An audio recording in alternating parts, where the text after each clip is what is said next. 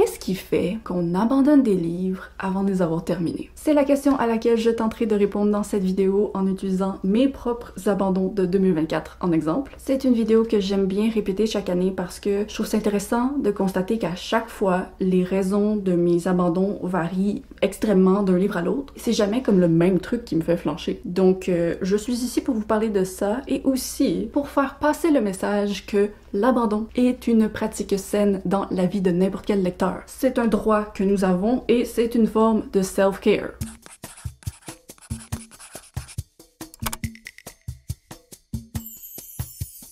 Comme il s'agit techniquement d'une vidéo où je vais donner mes avis de lecture, je vais faire mon petit menu littéraire habituel. Voici les genres littéraires dont on va parler aujourd'hui. Il y a 3 classiques que j'ai abandonnés, 2 romans de littérature générale, une romance, une science-fiction, un polar, un roman historique, une non-fiction et un mémoire. Donc, comme vous pouvez le constater, j'abandonne des livres de tous les genres. Avant de vous les présenter, j'aimerais profiter du thème de l'abandon pour vous parler du sponsor de cette vidéo, Evenco, qui m'ont fait totalement abandonner les protections sanitaires jetables. Evenco, c'est une marque française qui propose des culottes menstruelles qui viennent totalement remplacer les serviettes ou les tampons. Vous pouvez les porter pendant 12 heures sans avoir de fuite ou d'odeur. C'est ma deuxième collaboration avec eux et honnêtement, cette marque a changé ma vie. Mes règles depuis Evenco ne sont plus les mêmes. Premièrement, parce que leurs culottes sont d'un confort extrême. Je vous recommande spécifiquement la culotte taille haute et le shorty, mais aussi parce que il y a tellement moins d'humidité. C'est super simple à utiliser et à laver et chaque culotte a une durée de vie de 5 à 7 ans. Imaginez la quantité d'argent qui est sauvée en bout de ligne en plus de la quantité de déchets qui est évitée. Une fois là, que tu essaies les culottes menstruelles, tu ne reviens plus en arrière. Pour le Black Friday, il y a un rabais de 70% sur tout le site de Evenco. C'est la plus grosse promotion de l'année et c'est vraiment un geste de leur part pour essayer de populariser la culotte menstruelle parce qu'à ce stade-ci, ça leur fait vraiment rien gagner. Là, ça revient à 9,99 € la culotte. Bio, certifié, GOTS. Ça, c'est du jamais vu, les amis. Pour en profiter, pas besoin de code promo. Vous pouvez tout simplement aller sur leur site web. C'est disponible pour une période de temps extrêmement limitée. Le lien est dans la description. Donc, merci encore une fois à Evenco d'avoir sponsorisé cette vidéo et n'oubliez pas qu'il y a 70% de rabais sur le site pour le Black Friday. Je suis clairement dans le bon code de couleur pour ce sponsor.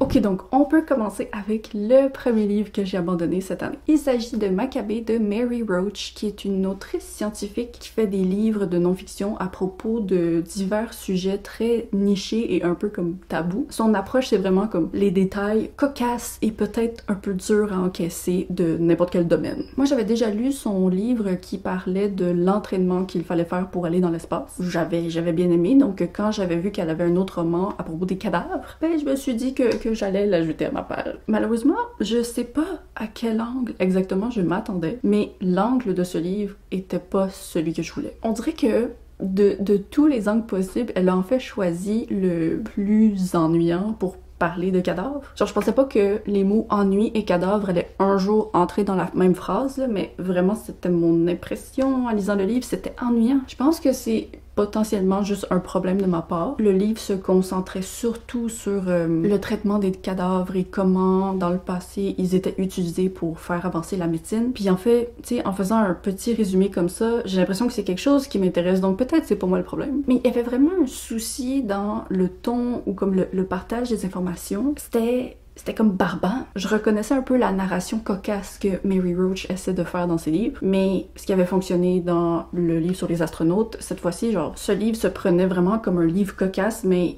il l'était pas tant que ça. Donc, je me suis rendue au tiers du livre, puis je me suis dit, ben, est-ce que j'en ai besoin dans ma vie? Est-ce que j'ai besoin de continuer ce truc? Non. Donc, je l'ai redéposé. Mon deuxième abandon, ça a été The Last Widow de Karin Slaughter. Je l'ai commencé un tout petit peu, puis j'en suis juste venue à la conclusion que même si j'aime les livres solo de Karin Slaughter, je suis juste pas faite pour ces livres qui font partie de ces séries de polars. En fait, j'avais déjà abandonné dans le passé un de ces livres de série qui se concentrait vraiment beaucoup plus sur le drama personnel des personnages au lieu de comme la prise d'otage qui était en cours. Puis en commençant The Last Widow, je me suis rendu compte que ça devait être l'approche de pas mal toutes ces séries comme ça. On dirait vraiment que son approche, c'est de délaisser l'élément déclencheur qui était dans le résumé pour plutôt se concentrer sur la vie personnelle des protagonistes. Puis, ok, mais c'est juste, avec le contexte du polar, c'est bizarre. Je m'en fous un peu, genre, de leur chicane de couple quand à côté, il y a des gens assis dans un bureau avec des fusils sur leur tempe. Ça doit plaire à des personnes, tu sais, ce mélange. Mais moi, je réussis juste pas à m'intéresser à l'intrigue ou au personnage. Je sais que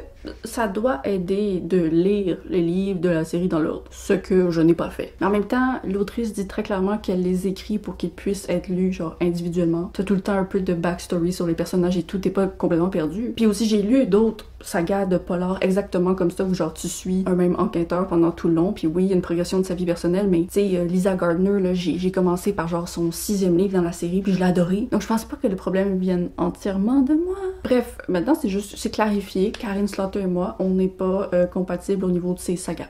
Ensuite, je vais très rapidement vous parler du Tueur humaniste de David Zawi. Ce qui s'est passé avec ce livre-ci, c'est que je suis tombée dessus totalement au hasard. Je cherchais un livre audio gratuit dans mon application. Il faisait genre à peine quelques heures, donc je me suis dit, let's go. Mais je l'ai commencé et j'ai même pas été capable de me concentrer sur l'histoire pendant plus que genre 15 minutes parce que le narrateur est insupportable. Je sais pas le problème.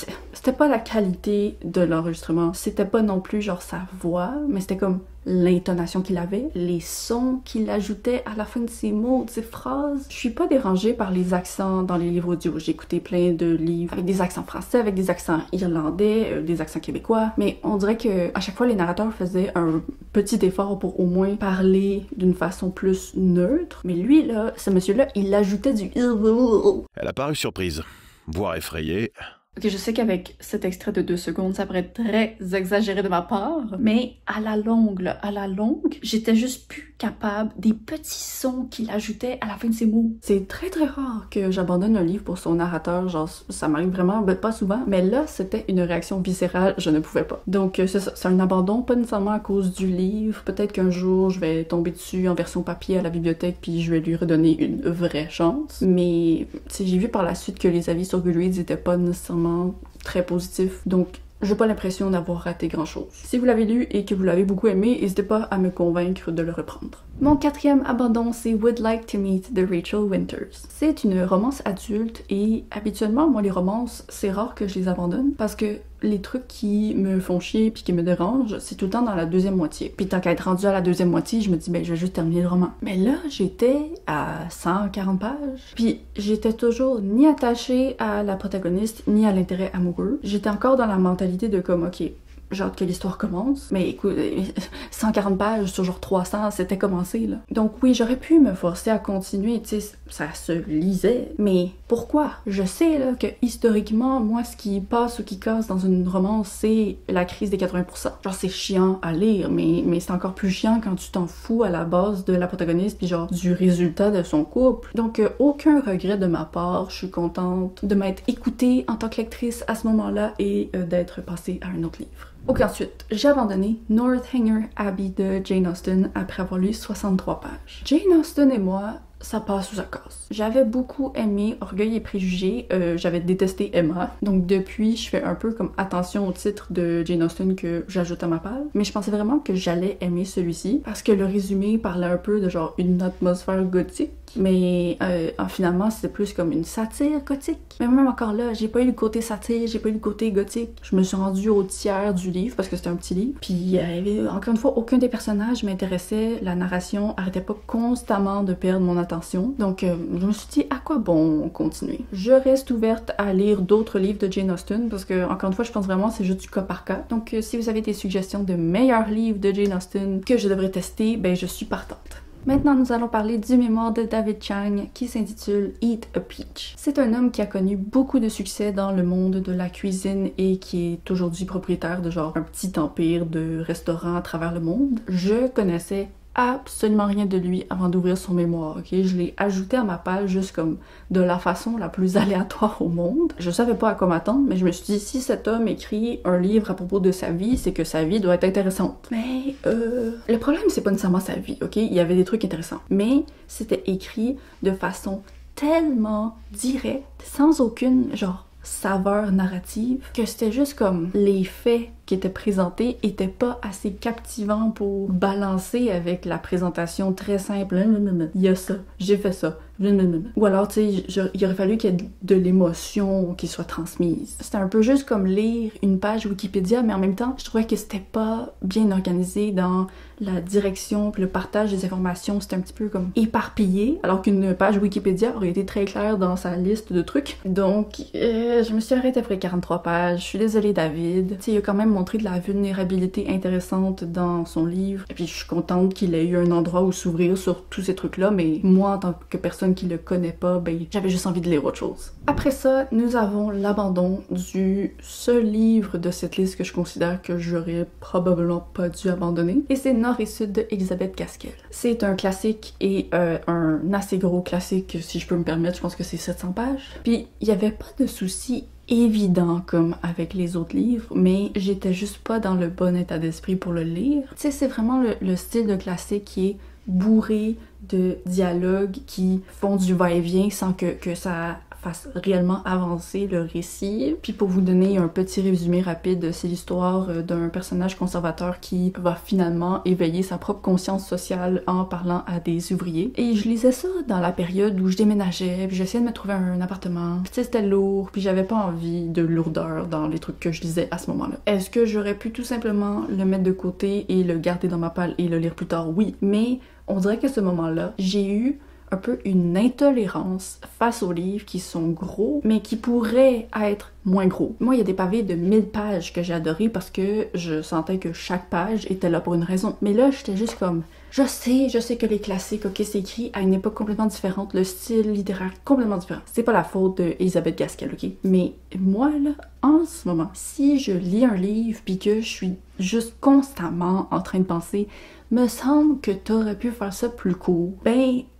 je suis un peu dans une phase où je préfère comme respecter mon propre temps plutôt que de lire le texte de quelqu'un qui a pas su écouter. Mais je conçois vraiment là, à 100 000 % que le problème dans ce cas-ci, c'est surtout moi. Je pense qu'il y a des bonnes chances que plus tard dans ma vie, je reprenne ce livre puis que je lui donne une vraie chance puis que je trouve des trucs après le début lent de 150 pages qui finalement sont marquants puis qui en valent la peine. Mais pour l'instant dans ma vie, il y a d'autres livres que ça qui sont mes priorités. Ensuite, j'ai abandonné Shanghai Girls de Lisa Si. C'est un roman historique qui se déroule en 1937 à Shanghai et je trouvais que la narration était juste beaucoup trop fade à mon goût. C'était difficile pour moi d'accrocher puis j'avais comme déjà lu plusieurs romans qui se situaient à cet endroit-là du monde, à cette époque-là, qui parlait de la guerre, des gens qui doivent se déplacer. Puis, tu sais, dans ces cas-là, je sentais que je lisais une histoire avec des personnages attachants, alors que là, c'était plus comme un récit de contexte. Voici le contexte historique, politique de cet endroit à cette époque. Et je dis, oui, ok, mais si c'est pour être comme ça, ben je préfère lire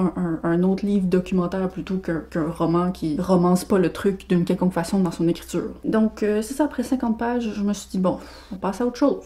Est-ce que c'est un livre qui aurait peut-être pu me surprendre ou me faire apprendre d'autres trucs d'ici la fin? Certainement. Mais je me suis écoutée, puis abandonner ce truc m'a fait du bien en tant que lectrice à ce moment-là. Donc, encore une fois, pas de regret. Il faut pas regretter, les amis, il faut pas. Parce que de toute façon, on a toujours la liberté d'aller le relire un jour si jamais on réalise qu'on a vraiment raté quelque chose. Ensuite, celui-là, il va peut-être faire mal à certaines personnes. J'ai abandonné Les 4 filles du Docteur Marsh de Louisa May Alcott. Puis, j'ai vu comme tout le monde adorer ce truc et je l'ai commencé et je le sentais pas. Donc là, je suis allée voir mes amis qui avaient lu puis qui avaient aimé, puis ils m'ont tous dit oh, bah, je suis pas sûre c'est ton genre de truc, Mamaki. Et en plus, la majorité des personnes qui avaient beaucoup aimé ce livre, elles reconnaissent toutes que comme la deuxième moitié, c'est vraiment moins bon. Puis c'est un peu juste un livre avec un ton moralisateur, blablabla. Puis je respecte vraiment ce que ce truc a apporté au monde, mais la Mamaki du présent était juste pas capable de s'intéresser à ce qu'elle lisait. C'est encore une fois un livre que, tu sais, peut-être là, que dans 10, 20, 30 ans, je sais pas, je vais le lire au complet puis je vais comme « Ah! Mais qu'est-ce que la Mamaki de 25 ans pensait? » Mais la vie, c'est fait pour évoluer. Il y a des trucs que j'aimais pas ou que j'aimais à 15 ans que aujourd'hui je suis comme « Mais voyons, Mamaki, t'étais folle. » Mais c'est correct de faire ça. Un jour, peut-être que ça va changer puis je l'accepte. L'avant-dernier abandon dont je vais vous parler, c'est Révolte sur la Lune de Robert Heinlein. Ça là, c'est une science-fiction pour laquelle j'étais assez hypée parce que ça parle d'une colonie de rebelles sur la Lune. Hello, oui, j'en veux, merci. Mais bon, je l'ai commencé. Let's go, je suis partante. Les pages ont défilé, puis j'étais comme, j'aimerais ça continuer à être partante, mais là, je suis surtout comme perdue. C'était très difficile à suivre. Et pas parce que c'était bourré de genre informations ou de gros mots, tu sais, gros vocabulaire, mais juste comme l'enchaînement des dialogues, des actions, des informations. Il y avait quelque chose de très flou puis d'étourdissant à ça que je lisais puis je me disais, est-ce que je suis censée comprendre quelque chose? Parce que là, moi je lis là, depuis la première page, mais j'ai l'impression qu'il y a un livre qui existait avant ça pour me dire des choses. Mais non, là, c'est pas un livre de saga. Puis tu sais, c'est un livre que je testais en sachant pertinemment que j'avais lu beaucoup de critiques de personnes qui disaient que les femmes étaient pas traitées de façon optimale dans ce truc. Donc là, puisque j'aimais même pas ce que je lisais, j'étais comme bon, à quoi ça sert de me taper ça si en plus, en bout de ligne, je veux juste assister à des femmes qui sont juste bonnes pour être...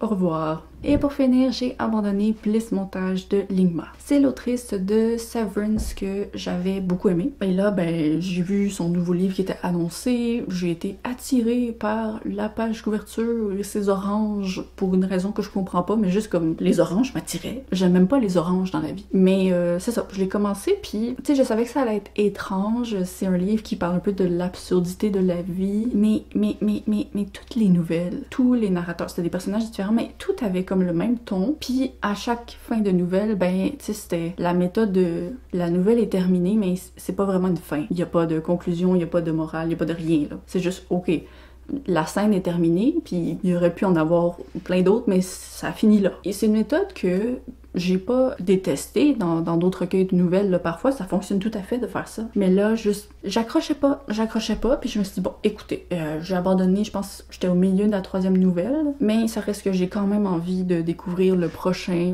roman entier que cette autrice va publier. C'est juste, ces recueils de nouvelles, peut-être pas. Alors c'est tout pour les 11 livres que j'ai abandonnés et dont je voulais vous parler aujourd'hui. Là, il faut qu'en commentaire, vous me disiez c'est quoi votre relation avec les abandons. C'est quoi le dernier livre que vous avez abandonné, ou si vous êtes encore de la team des gens qui se font subir des trucs ennuyants juste parce que par principe ils ne peuvent pas abandonner le livre. C'est quoi le dernier livre que vous auriez aimé abandonner? Moi, je le dis à chaque année, mais pendant longtemps, j'ai été une personne qui était très rigide face aux abandons. C'était comme non, j'ai ouvert le livre, je vais me le taper au complet. Mais honnêtement, cette rigidité apportait rien de positif à ma vie, puis les abandons, c'est juste...